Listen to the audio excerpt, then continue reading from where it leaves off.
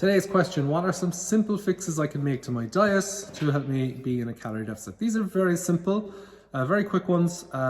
So let's get into it. First, take sugar out of your drinks. So if you're drinking teas and coffees with sugar, ditch them. If you're drinking teas and coffees with full fat milk, change to skim fat, low fat, or skimmed milk. You'll massively reduce the calories, particularly if you're having 6, 7, 8, 9 cups a day. Just taking out the sugar, just taking out the milk of 6 cups a day, probably save yourself 200 calories, which over 2 weeks is a pound of weight. Ding. Alcohol. Change up your alcohol. If you drink alcohol with a side product, like we'll say Coke, change to Coke Zero or Diet Coke so that you're getting no calories, but you're also getting the alcohol. Also with alcohol, if you like the taste of alcohol, but don't like the actual alcoholic effect, change to a zero beer because you'll get the taste of alcohol, the health benefits from beer, and you'll also lose loads of calories from the alcohol. Another one with alcohol, change to light beers if you're not hung up on the taste of light beers. Again, if you're drinking a lot of beer, it will add up and cut down your calories massively over time.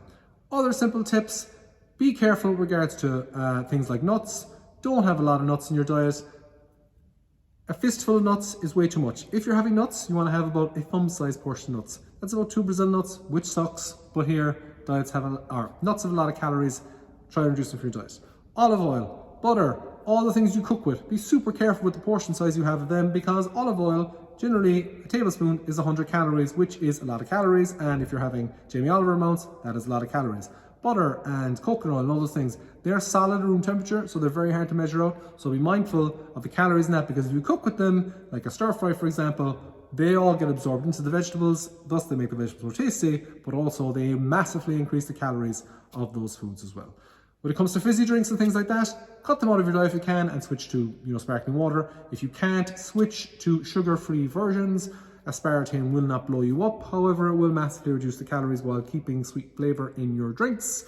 And yeah, they're very simple tips to helping you cut calories out slightly over time. Of course, you could also ditch hyperpalatable foods, but there has to be some joy in life too. Alright guys, I hope you found that helpful. If you have any questions, you can ask in the comments below, and as always, we'll talk to you later. Cheers.